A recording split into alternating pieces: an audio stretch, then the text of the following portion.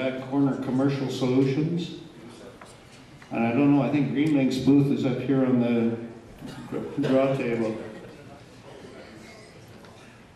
Special guest, Wayne Williams from Professional Governance Unit from the government, formerly Profs and Odds, and you're all very familiar with Wayne. We have Derek Lowen, Senior Professional Governance Advisor. Is he your boss, Wayne? No? We also have Kathy Jensen, Executive Director for the Association of Chemical Professionals of Alberta. Thanks for showing up, Kathy, and I suspect we will have some more relationships in the future. Maybe we'll be at your meeting. Noel St. Jean, President of the Profos. Thank you, Noel. Mila Mihalovic, so far Vice President, but soon to be stepping into the main line. And Keith Hutton, Associate Chair from NATE.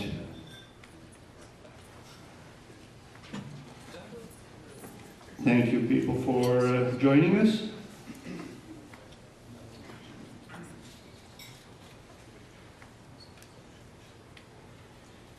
I'd also like to ask for a moment's silence for departed members from the last year. Dave Fournier, Vince Fleming, and our public member Edgar Kohler. Please observe a moment.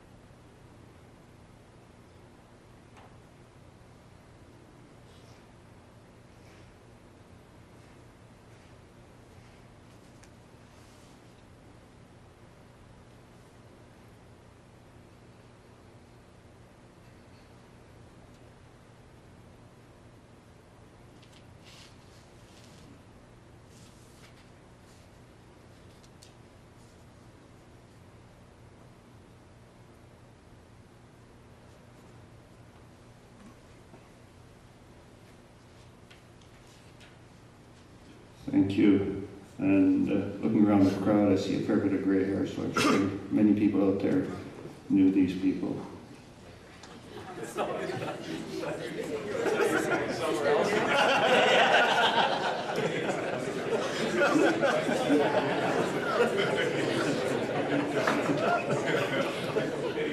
Jumping the gun there, Derek.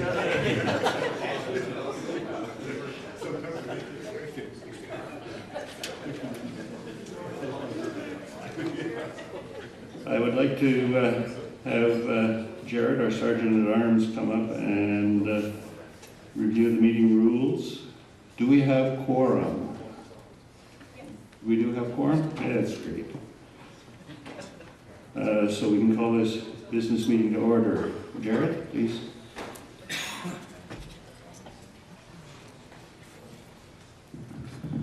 little shorter than Dave. Good morning, everyone. So to start this off, we'll just briefly go over the meeting rules here. We're going to go over the duties of the chairperson. We're going to talk about how to obtain the floor, what to do once you get the floor, what is a motion, the different kinds of motions, procedures for a motion, and moving on from there.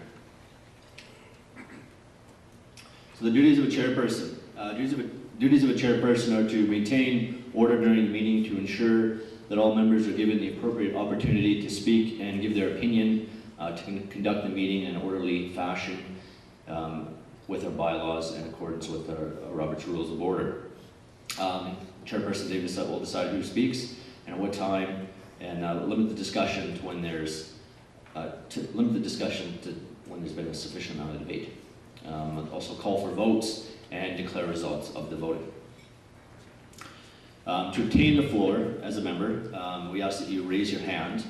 At that point, Dave, the chair, will, if someone else has the floor, he'll acknowledge you by pointing or nodding to your direction, indicating that you would be next to speak. We have 2 microphones, I believe, one over in this area, one over there. We ask that you do go up to the microphones if you are making a motion or wish to discuss the matter. And the chair will again indicate who's next, either by addressing that person by name or by pointing.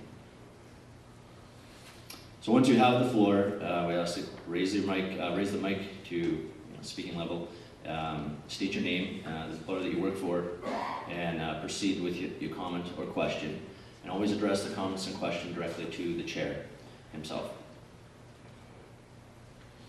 We ask that you please speak in turn. Each speaker will have a minimum of 3 minutes to address the chair. Each person will receive 1 turn to speak their opinion and the discussion, and then we ask you hold any further discussion, allow other members to speak, and then you'll have the person that made the motion or made the initial discussion will have the opportunity to have the last comment. And the chair may limit the conversation if it gets too long. So what is a motion? A motion is a proposal for consideration by the meeting. It's debatable, and once voted and if accepted by the members, it provides direction to say, example, a bylaw. It also has decisions once they're made by the members at the meeting. It's official. There's 2 types of motions. There's formal motions prepared in advance, written up as a resolution, which you'll see today, containing background information and actual actions to be voted on with the college. And formal motions and then there's also formal motions which are prepared on the fly, usually contain only the actions to be voted on. Informal motions or verbal motions are for more very simple issues. A motion to accept a report, for example, or to accept the agenda, to adjourn a meeting, or to point an order. For this meeting, we request that all motions that affect the business of the college be submitted in a written form, and I believe that was sent out earlier in the month by Chanel. So motion procedures again, moving on, we ask that you prepare your motion, write it out, obtain the floor, state that, for example, I move that we have Tim Hortons Donuts at the next AGM for everyone. And then at that point in time, the chair would ask for a seconder, and once the motion is seconded, the motion will be accepted by the chair. Once it's accepted, then it's open for discussion. Anyone in the audience that would like to discuss or debate the motion at hand. If there's no discussion or debate, then as the mover, you have the right to be the first and last to speak on that issue, and we'll vote, and then once it's voted on, it will be accepted by the chair. So for voting, any active regulated members in good standing shall have the right to vote. Any person seconding or making a motion to accept the previous year's AGM minutes must have been present at the last AGM. So I ask that if you're making that motion that you were at the last year's 2013 AGM. All eligible voters have all eligible voters have voting cards, so we do ask that you please use your voting cards. They're the pink slips with vote on it you got when you came in, so just put that up when you want to vote. All speakers should practice good manners and be considered the right to others' feelings and other members, so speak courteous. And that's the rules. Pass on to Dave from here.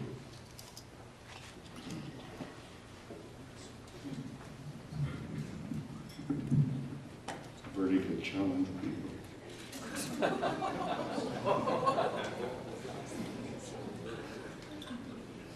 Okay, I'd like to proceed with the 2014 agenda. It's all available on your tables there. I would like to, at this time, please, could I call for a motion from somebody to accept the agenda?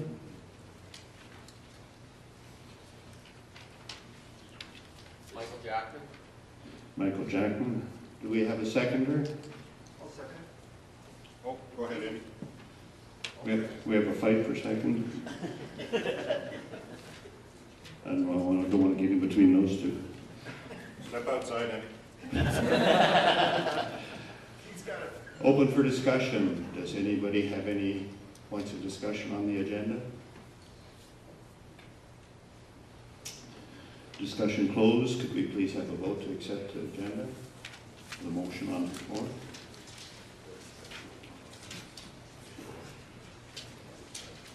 Any naysayers? Any abstentions? Motion on the floor to accept the agenda has been passed. Second item of business, the 2013 general meeting minutes have been published on the website for some time. Could we please have a motion on the floor to accept the 2013 AGM minutes?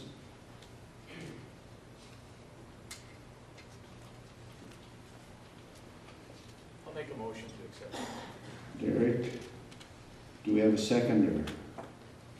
I'll second it. Jamie? He- Is there any discussion of the minutes, any corrections?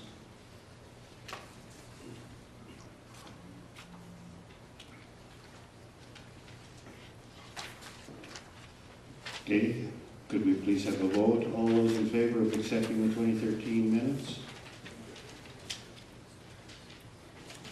All those negative? Abstentions? The 2013 annual general meeting minutes have been accepted.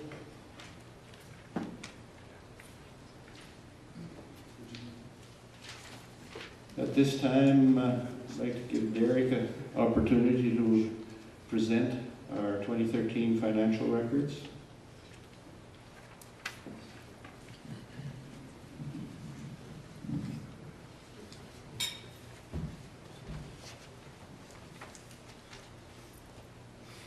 All right, what can I tell you this year?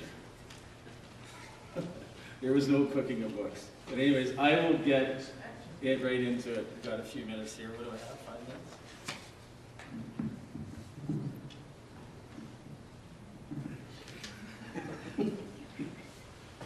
I know what Dave was thinking.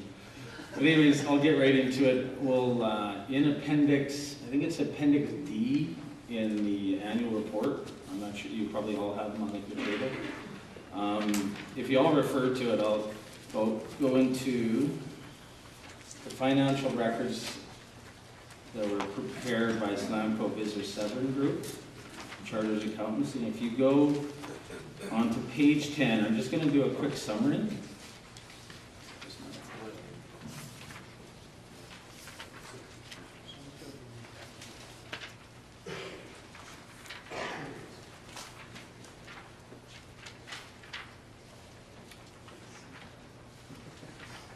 So on page 10, you can see, I'm just going to summarize a few key points here.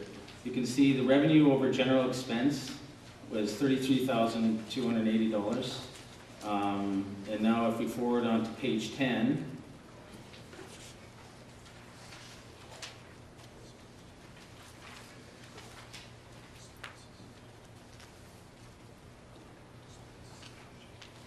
you can see the T-bill savings account was $195,104 as of December 31st, 2013. The term GIC was $171,553.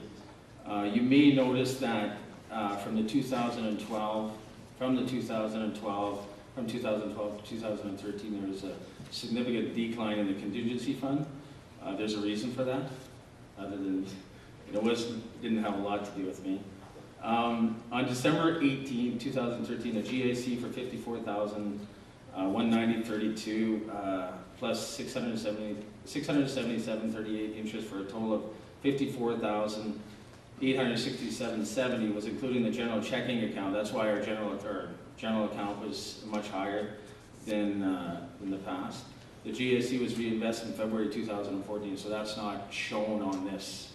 Just because it was done just before Christmas, we weren't notified. That was put into our general accounts, but that has been corrected as of February 2014. So those are the numbers. Those are just the quick numbers. I guess it's all of our responsibility to just kind of go through it. It was a good year. So in summary, the 2013 financial position of the college is very good. It's managed by CAPFT Council, CAPFT staff and council. So, the chair.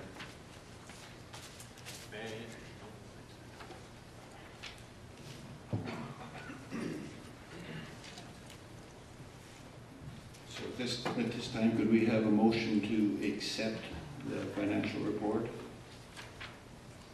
Stand up, sir. Keith Ebbs, so moved, Mr. Chair.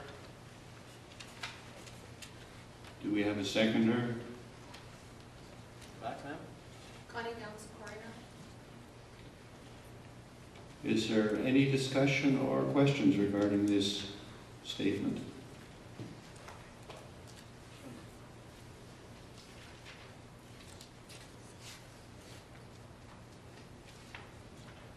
There being no discussion, we can move to a vote. All those in favor of accepting the 2013 financial statements as presented? All those opposed? Abstentions? The 2013 financial statement is approved.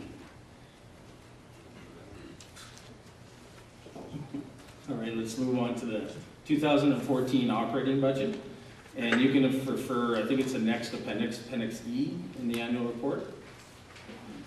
I'll just go over some key points in the budget for 2014.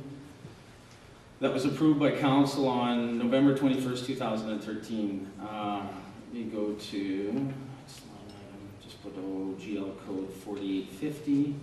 So we're projecting a total income of total revenues of $279,900, which is less than 2013 actuals, but more than what was budgeted for last year, largely due to revenue from AGM tax session and advertising revenue. And now I'll go into the expenses.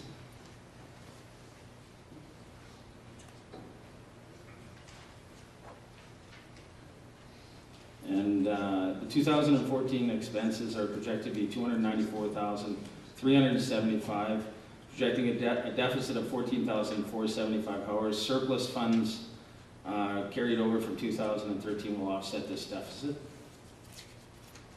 And in summary, the operating budget for 2014 is very manageable and real. This allows priority spending in key college business. Okay, sure. As Derek said, that budget was passed by council last November, so no vote is required on that. Thank you very much, Derek. Are there any questions on that? Any curiosity about Derek's spending?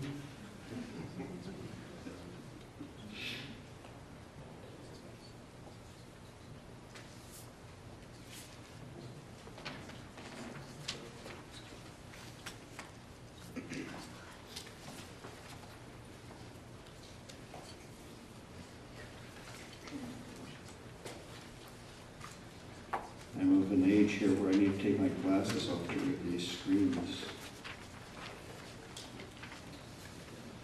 At this time, we'll move on to the bylaws.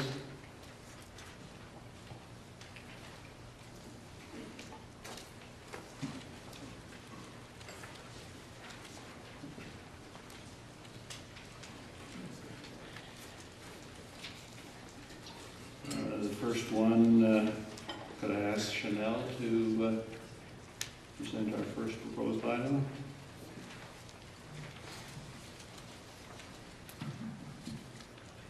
Thank you, Dave. So we have 3 bylaw resolutions for you this year. The first one here is in the annual report, in Appendix B, C, I believe if you want to refer to it, but we'll just quickly go through what the purpose of this is. So bylaw 3.01, Registered Forest Technologists Register bylaw, describes what the RFT register is and what the requirements of it are. It was noted by the council over the last year that this needs some rewording because it lists two types of people or two types of members who may come under this register. An FTT who has completed 24 months of work experience and also a transferring professional from another province. Although the way that it's written, it doesn't separate the requirements of each of these types of members. They do have different requirements. So what this proposal is to reword it so that it separates the requirements of the FTT with the work experience as opposed to a transferring professional. So the highlighted areas are the proposed changes here. The first one it clearly identifies the transferring professional from the FTT, that they are two separate types of members who might be under this register, and changes the wording under the transferring requirement and shows the new requirement to read as they would be required to become familiar with the local legislation as opposed to previously it was required to sign a declaration within 30 days, I believe it was.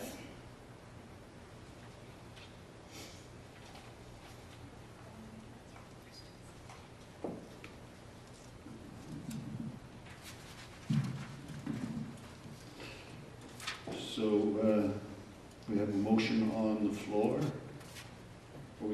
I need somebody to actually move. So could we have a motion to accept the changes to our bylaws as proposed by Chanel?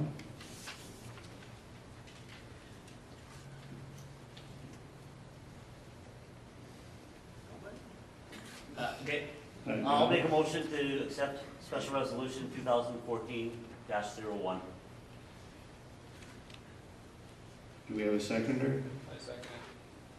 Thank you, Chris.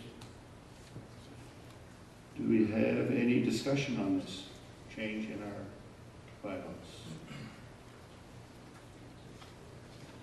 It more or less comes about because of regulations on transferring professionals. They need to have we needed to have no impediments under the legislation. So,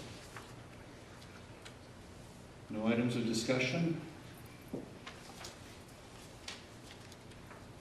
All those in favor?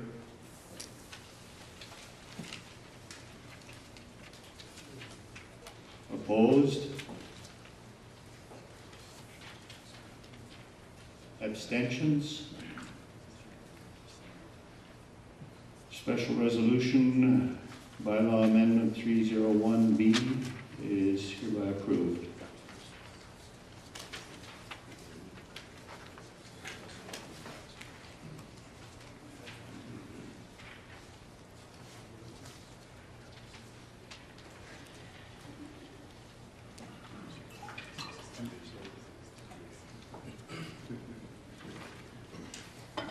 Next special resolution is being brought forward by Kelton.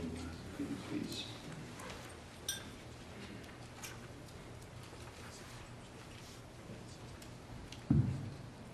Hello everybody, my name is Kelton. I'm lead rep on CAPFT Council, so I'll be proposing this, explaining this bylaw resolution. It's Special Resolution 2014-02. Essentially, it's just a wording revision, and it's in bylaw 4.01 concerning the council. So essentially, we just want to revise the wording described in the current bylaw to more accurately reflect the appointment process of certain positions on council.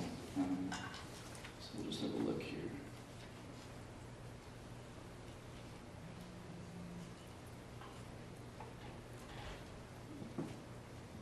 So in 4.01, it just goes on to say the council shall consist of the following elected positions.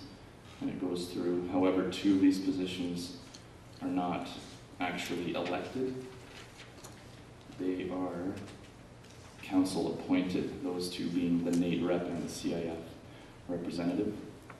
So we want to resolve that the college adopts the following wording.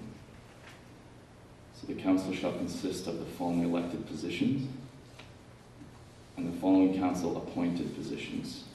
So just a very simple wording change.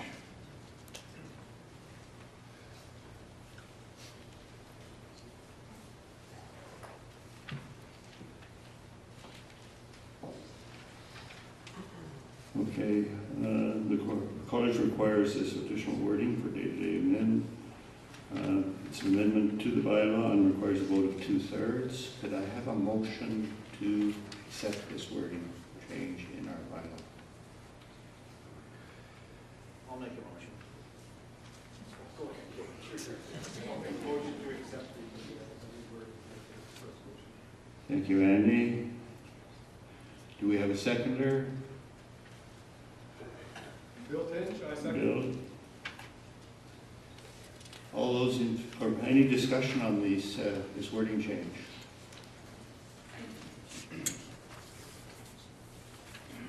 Nothing, no arguments? Then could we please, all those in favor? All those opposed? Abstentions? Special Resolution 401, Council membership change is hereby approved.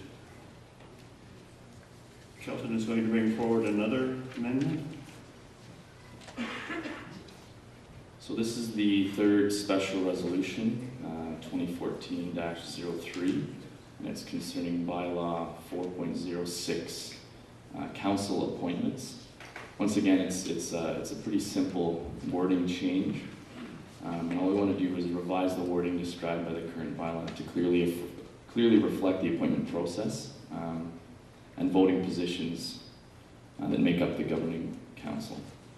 So I guess I'll pull it up here on the screen for everybody.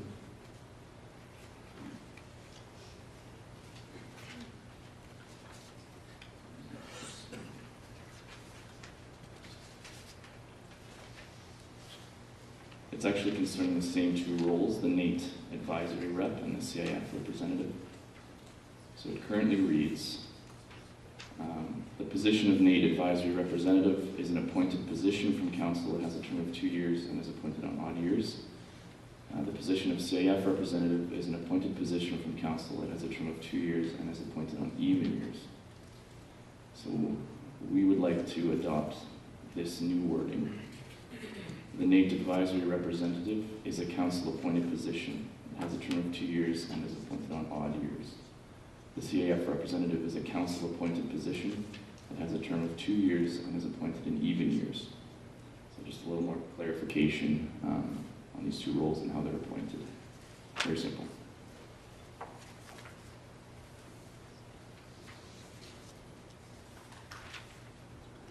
Thank you, Kelton.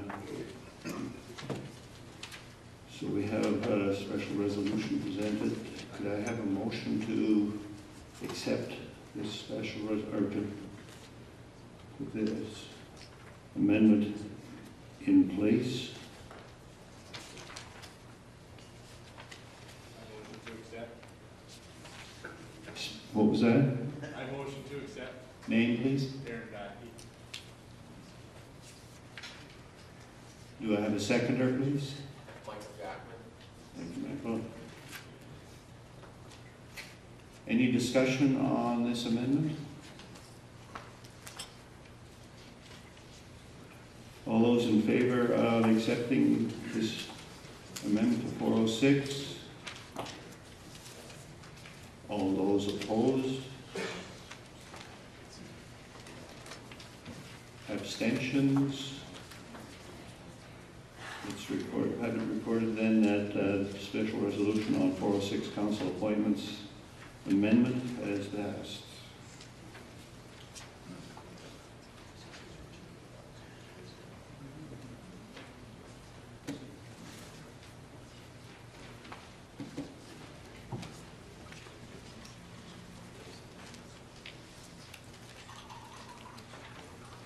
That resolves our amendments.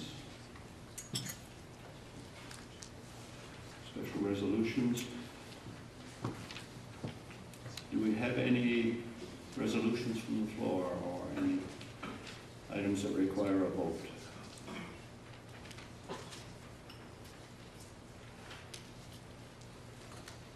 Okay, nothing appears to be required to bring forward. So we get to move on to elections, the fun part. We have a number of positions that are listed there on your agenda. I would like at this time to call for motions for vice president. And I would like to have the nominations committee chair identify any previously submitted nominations.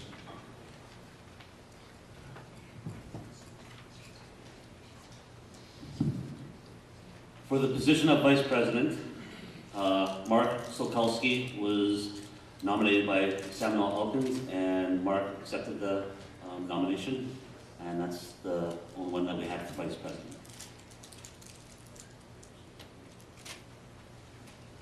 Do we have any nominations for vice president from the floor?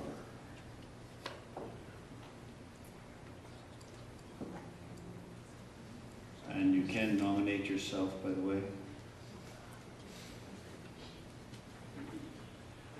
Given that there are no further nominations, we declare that Mark Solkowski will be our next vice president. Thank you, Mark. We'll now begin elections for the position of finance director. Could the nominations chair now read the report of nominations? Okay, for the position of Finance Director, Connie Down-Sikora was nominated by Don Pope. Connie has accepted this nomination, and that acceptance has also been accepted by the nominations committee.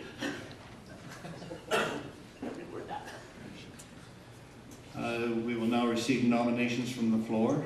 This is Derek's job. He's been there a long time, so it's well organized and ready for anybody to take in easily.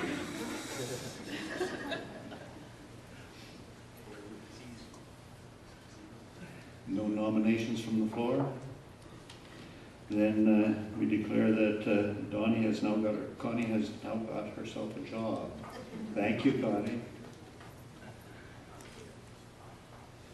Now begin elections for the position of Communications Director. The nominations chair, please bring forward a report on nominations. For the position of Communication Director, Chris Jolly has been nominated. He was nominated by himself, and he has accepted that nomination, and so has the nominations committee. Do we have any nominations from the floor?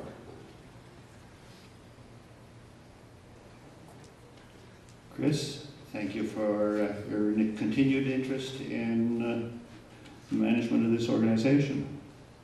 Chris is continuing, he was here before. We will now begin elections for the position of Hearings Director. The nominations committee chair now read the report of nominations received. For the position of Hearings Director, Derek Krieger has been nominated by Jared Whitberg, and Derek has accepted that nomination, and so has the nominations committee.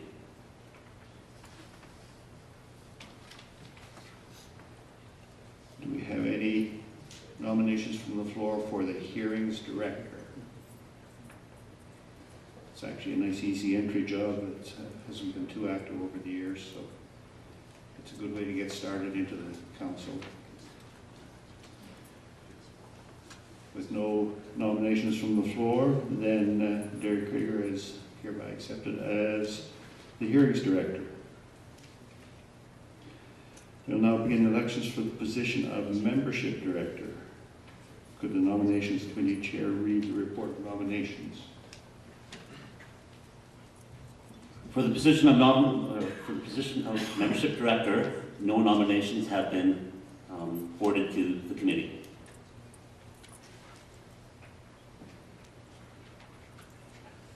If anybody has written on those sheets in the back that they're ready for this in the last few minutes, please step forward. Are there any other nominations from the floor?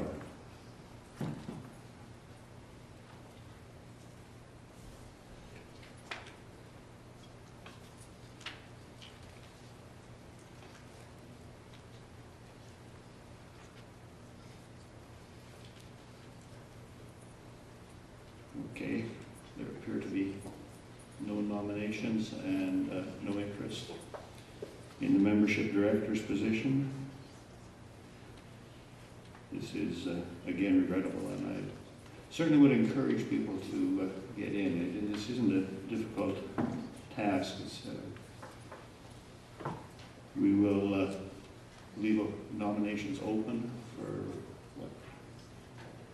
until somebody steps forward to fill a position. I encourage you to maybe inquire with the past membership director and understand what's in the job, and certainly I think it isn't that bad a job to have. It's good to be in this council. There's a lot of nice things go on. We will now begin elections for the position of exam director. The nominations committee chair will now read the report of nominations. For the position of exam director, no nominations have been received by the nominations committee.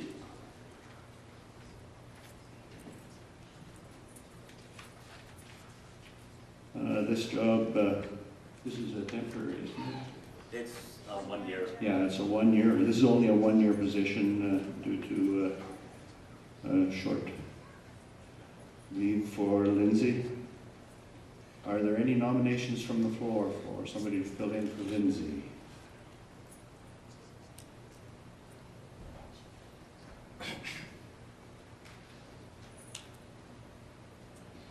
We will, as I say, keep nominations open until we manage to fill this position.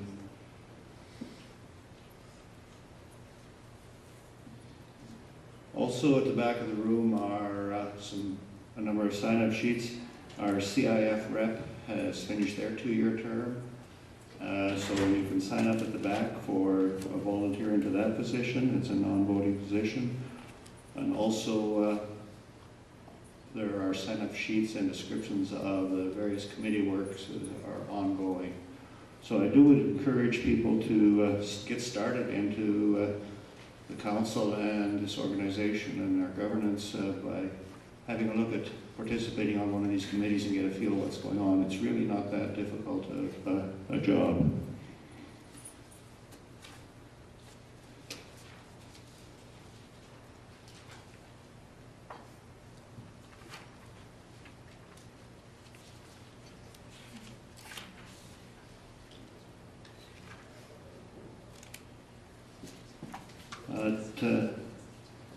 Dave, can I nominate somebody for the membership director?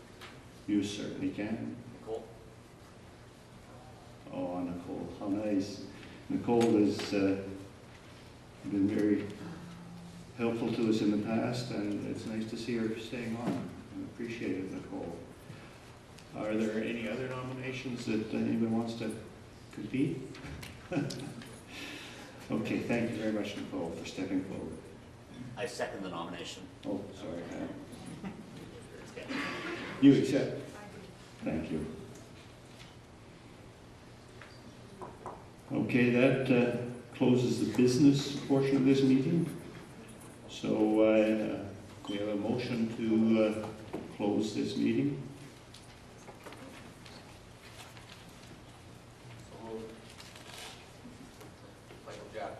Michael Jackson, second. Keith Ebbs. All in favor of closing the meeting? All opposed? Abstentions? This meeting is now hereby closed. That completes our business meeting. At this time, I'd like to ask Sam Elkins, our incoming president, to give us a little address.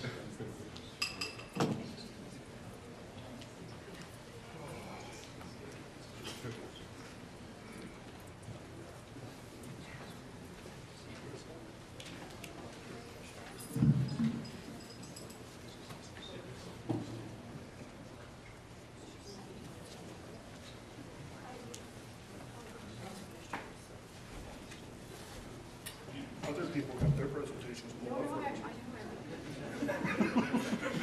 Sorry. It's okay.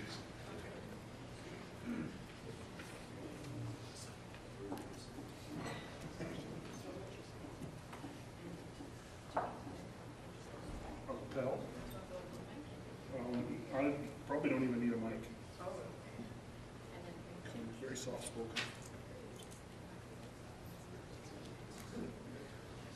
All right.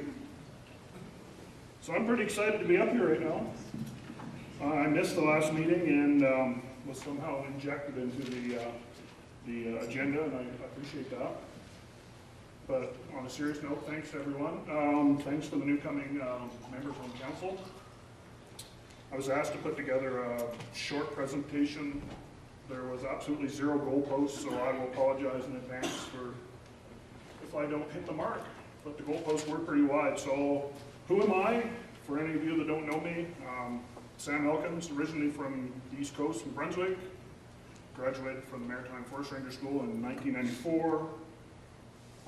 Been a member of CAPFT since 2004. So as the bumper sticker says, I wasn't born in Alberta, but I got here as quickly as I could. Own and operate my own company in Peace River. I could launch into an infomercial, but I won't. But it's called Strategic HSE Systems, and I curse myself every day for choosing that name, trying to say that. So my job, what I do is I provide environmental health and safety consulting services to forestry, oil and gas, and trucking sectors throughout BC and Alberta. So I'm married with 3 kids, 15, 12, and 5, so I have a very quiet household. And I have a mistress in the winter. Her name is minor hockey, so that pretty much takes up my winters as well. So I thought and stressed out about this presentation and wondered what I was going to talk about. So basically, if there's any new members here, or old members, or people that's been strapped to a desk for a while, I'll just take you for a drive in how diverse my days have become now that I've been in this profession. So it's just pictorially pleasing. I don't have a lot to say about it, but my days range. Spend a good portion of the time around these portable chipping units. I get phone calls throughout the day is, why did this truck driver leave this trailer on the road like this? Perhaps a phone call like, maybe you need to come and investigate an incident. Somebody turned the corner too sharply. Sometimes I get dropped off in a cup block, doing environmental audits. I get to see these machines crashing around the bushes. Sometimes I even get to go on some oil and gas sites. This one was up in the Horn River Basin, doing an environmental audit for the Forest Practice Board. Sometimes you even stumble upon these majestic creatures that somebody says that they're not out there anymore, but once in a while you see one poking around. And then once in a while you hear this thing coming crashing at you and you don't know if you should poop or run or what, so I grabbed my camera and took a picture. And that's about 7 meters probably from that, so you get to see things that's pretty interesting. Another shot from Horn River. This is integrated land management at its finest. You got well sites, you got leases, you've got a gravel pit, and off to the side here you can see you've got, what are those things? Windmills going up. So that's at the top of the hill and just outside of Dawson. Another shot from Horn River was that big Apache gas plant that went up a few years ago. This is up near Worsley. My travels even take me over to Vanderwell and loading up pellets here to be utilized in the oil and gas industry for some mixing off some drilling fluids. So hauling some of that out to the industry. Took me down to Vancouver. Most of the chips in the interior end up at this company called Fiberco. Basically, the chips are transported in a rail car. They dump them, put them on this big humongous pile, and then push them onto conveyors, and then they're loaded into ships and taken to market. So that's basically my week's wrapped up. So moving forward, the priorities for this year is basically the partnership initiative task force, task force. So basically CAPFT and the CAPFT merger, the Natural Sciences Professions Umbrella Act, updates to the Registered Professional Regulation, increased volunteer pool of CAPFT. So there's more people participating. And then working with CAPF and Wolf to develop our new website for exam prep and continuing competency opportunities. So, I hope there's no questions. There really isn't anything to have a question about. Purposely did that. So, you really have a question? Sure. What's your favorite site to visit, and why do you like spending time there managing? My favorite site is about 11 o'clock in my office. It's because it's nice and quiet, the kids are asleep, and I get the most of my work done. As far as activities go, I'm involved with trucking, oil and gas, and forestry. Just that smell of a freshly cut tree getting knocked down by a buncher and the smell of that soil getting turned over is still kind of a good aphrodisiac. Did I say that? Yeah. All right. Sometimes my inner voice and outer voice compete. Anything else? Excellent. Even done early.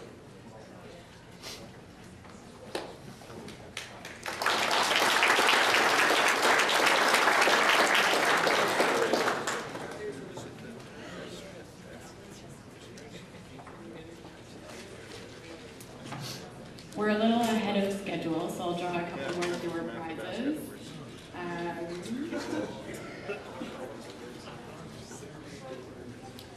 Carrie Goldcraft? Carrie, no. Oh.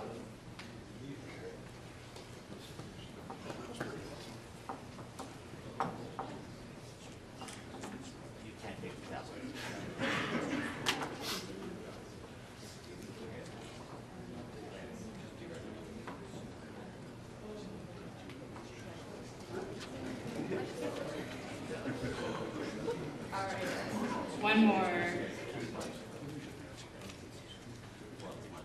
This is on a non-ballot, so hopefully this is legitimate. Gerald Cross? No? Oh.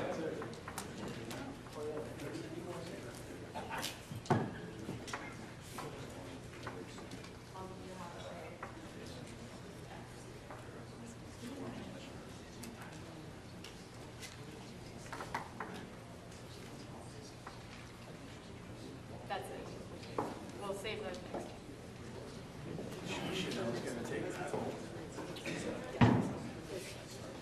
Okay, since lunch isn't ready yet, I guess we'll be taking an early break due to our efficiency. Technologists are always efficient.